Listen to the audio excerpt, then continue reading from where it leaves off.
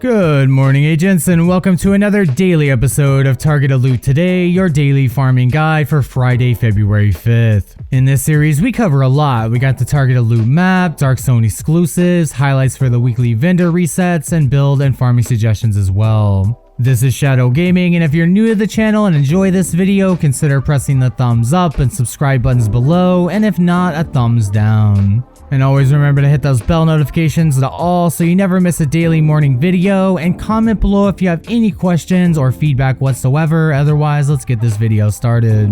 Alright, agents, so starting off with the Dark Zones and of course vendor reset highlights, which are always in that big bottom left overlay. I highly recommend getting the Virginian and the DZ West vendor with perfect boomerang, and the Matador backpack with perfect adrenaline rush in the DZ South vendor. Otherwise, over here in the DZ West and South areas, we don't have Dark Zone exclusives, but I will let you know what named items you can still farm for. For Douglas and Harding, that's going to be the Punch Drunk mask with 20% headshot damage baked into it, which is perfect for an all high-end headshot damage MMR build. Over in DZ South, we have another, non-Dark Zone exclusive named item you can get. That's the Anarchist Cookbook with Perfect Wicked. Now that amplifies your weapon damage by about 18% for like 27 seconds after applying a status effect, and is perfect for that ongoing directive bleed build. And then lastly, over here in DZ East, we got Providence Defense. There is a wonderful Dark Zone exclusive here. It's called The Gift. It's a backpack with perfect vigilance on it. I highly recommend getting it. I run it on my sharpshooter build. It's definitely worth farming for if you can get weapon damage, crit hit chance, and crit hit damage rolled on it. And with the optimization station in the game now and the reduction of cost by 75%, I definitely would farm for this today. Alright, now let's go check out the Northside and Invaded missions. Alright, agents, Northside Targeted Loot highlights. Starting off with the Invaded missions this week, we got Bank Headquarters, then Grand Washington Hotel, and then Jefferson Trade Center, and the two strongholds is District Union Arena and Tidal Basin. Now keep this in mind, Grand Washington Hotel being invaded is huge, so you can get Pug's blueprint, the blueprint to craft the exotic Nemesis MMR rifle in this game. And if you didn't get it from the first drop and you have all the, prior components required in the bottom left overlay, just go ahead and toggle mission mode and then toggle invaded back on. Now over here in Camp White Oak, we got ongoing directive, definitely worth farming for, and I'll give you the two bleed damage builds I always give you guys. So the first one is going to be if you have the Ridgeway's Pride, then 4 pieces of ongoing directive, and that Anarchist Cookbook with Perfect Wicked, since you can no longer use the Eclipse Protocol backpack all by itself anymore. And of course I run the Carnage with Perfect Sadist and the Scorpio Exotic Shotgun with Septic Shock as both the weapons on both of these builds. Otherwise, the second one is 4 pieces of ongoing directive, a Badger Tough backpack with the Creeping Death talent, and then of course the Vile mask.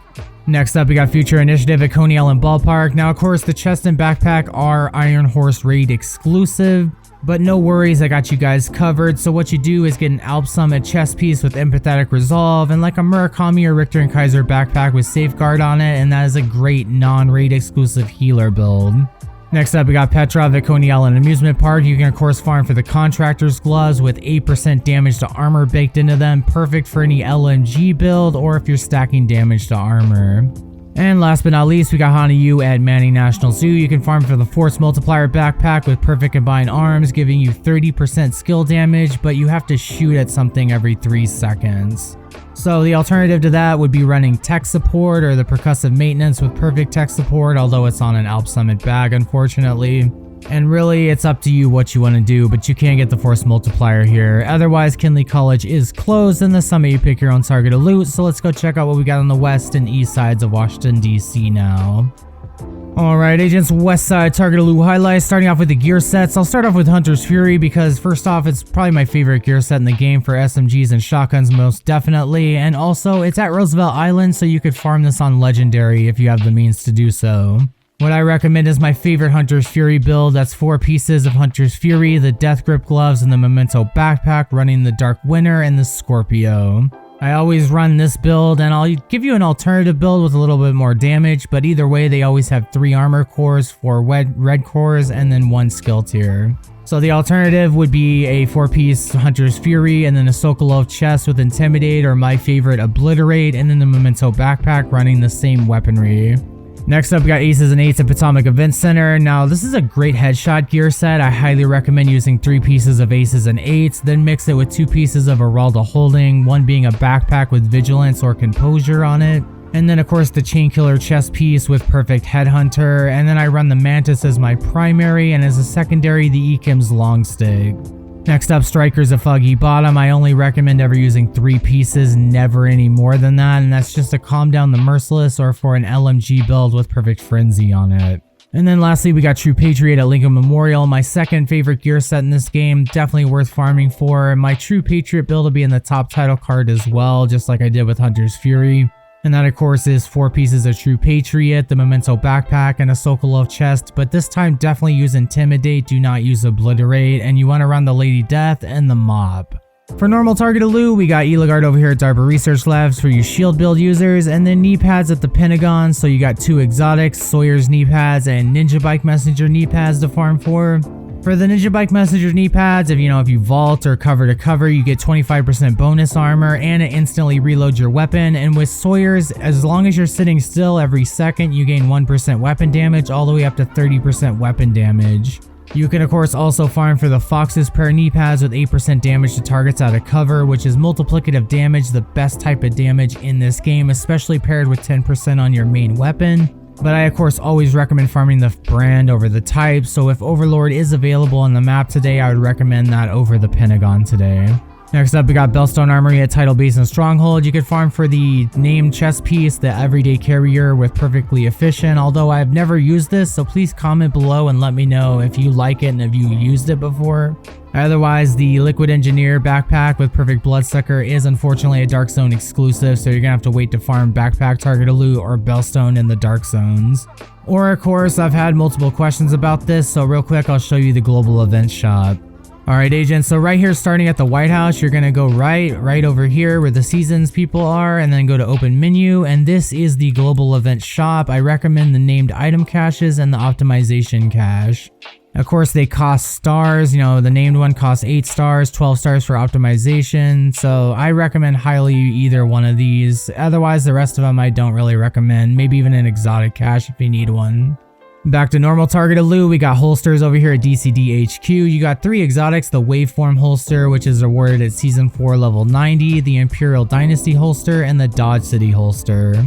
I really recommend running all 3, especially the Waveform and the Imperial Dynasty holster for status effects and of course skill damage respectively, and then Dodge City for pistol builds and headshot damage builds. Otherwise, you can farm for the Forge holster, which gives you 50% shield health, and that is equivalent to a whole extra skill tier worth of shield health.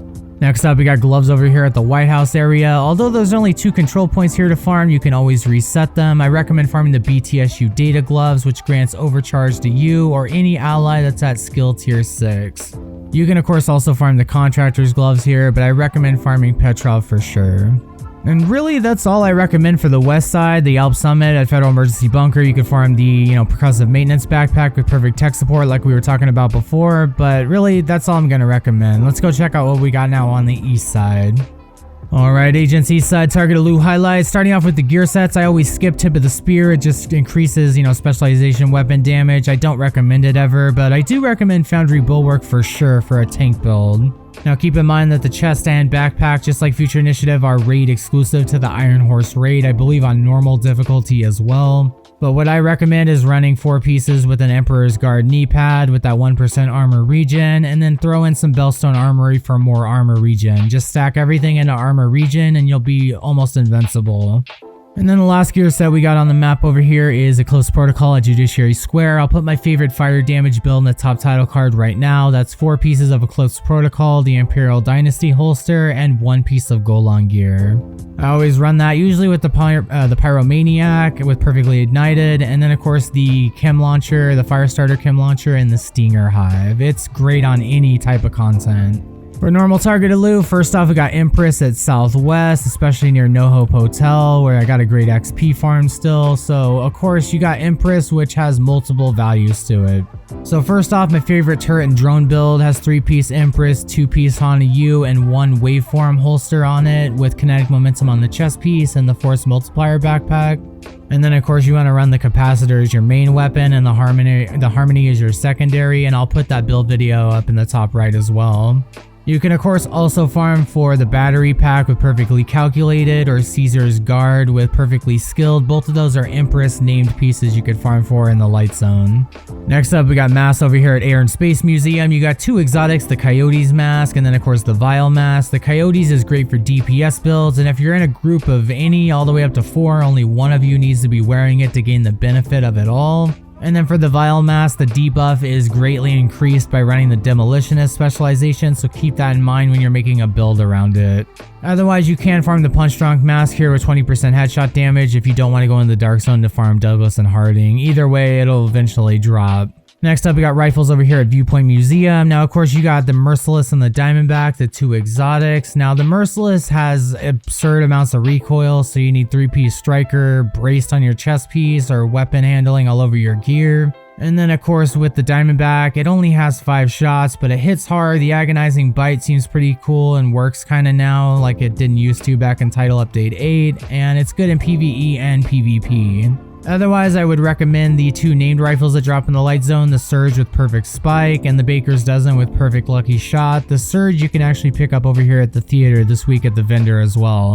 And really that's all I'm going to recommend for the east side as well. You know, Seska for that extra 10% crit hit chance, Grupo Sombro, remember 1 piece for DPS builds, 2 pieces for explosive skill damage builds. And then Aralda Holdings at Grand Washington Hotel. I always roll this with weapon damage, weapon handling, and headshot damage. Just to get headshot damage over 200%, crit hit chance and crit hit damage I just skip. And I almost did miss it, but LMG's at Downtown West. Sorry guys. So the Bullet King and the Pestilence, you could farm for both of these here. There's 3 or 4 control points here to farm. You know, the Bullet King is definitely worth it. It's got, you know, not unlimited ammo, but you never have to reload, but it has a lower base damage. And the Pestilence, you can get that damage tick to over 1 million per tick. But that is based off weapon damage, not status effects, so always keep that in mind, guys. And then of course there's a bunch of named LMGs that I always put in that bottom left overlay. I do that because the Black Friday is a Dark Zone exclusive, but the rest you can farm for in the light zone, and there's a few of them that are pretty good. Alright, now let's go check out New York City. Alright agents, last but not least, we're at New York City targeted loot highlights. So starting off with the gear sets, hardwired, I just don't really want to go over because I keep recommending another YouTuber's build video. What I'll do is I'll just put it in the pinned comment below if you want to check it out. Otherwise, it's not my build, so I feel uncomfortable talking about it. But of course over here, Rigger as Stranded Tanker is definitely worth farming for those instant skill cooldowns, and then of course it gives you skill damage on top of the instant skill cooldown, so definitely worth farming for, and I think the chest piece is worth it as well. For normal targeted loot, we got Walker Harrison Co with 2 bridges. You can farm the Chain Killer chest piece with Perfect Headhunter, which deals 150% of your last killing blow right to the head. And then of course we got backpacks at Civic Center. You got 2 exotic backpacks in this game, the Memento with Kill Confirmed and the Acosta's Go Bag with 1 in the hand, and both of them are completely farmable if you just farm backpack targeted loot. They're not locked behind the dark, wall or the dark zone. They're not locked behind the raid. You just have to farm backpack targeted loot to get either one of them, and I strongly recommend the Memento. Next up, we got assault rifles at the Tomb, so you can of course farm for the Capacitor and the Chameleon with Adaptive Instincts, but you need to have unlocked the Capacitor first from the Summit 5 challenges. Otherwise, I do recommend all these named ARs in the bottom left overlay. The Rail Splitter is a Dark Zone exclusive, but the Burnout, the Mechanical Animal, and the Test Subject are highly worth it. And then of course we got submachine guns at Pathway Park. Now you got 3 exotic SMGs in this game, the Lady Death, the Chatterbox, and of course the Backfire SMG. Now the Chatterbox, I'll put my quick 5-minute guide video in the top right since it's quest only. The Backfire, you're going to need about 90% hazard protection or skip the bleed animation but lose the stacks to use it. And the Lady Death only has 32 rounds, but with the True Patriot build it has 42. Otherwise, always remember the Dark Winter and the Apartment are Dark Zone exclusive SMGs, but I will give you a few SMGs you could farm in the light zone that are not Dark Zone exclusive.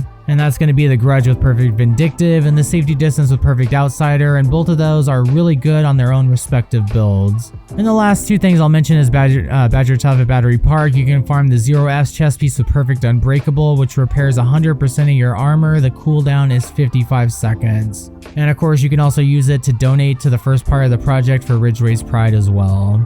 And then lastly, real quick, Murakami at Wall Street. I usually use one piece of this on my Memento turret and drone build just to get so much duration out of it. I mean, it lasts so long, I end up having to cancel it out or just pick it up.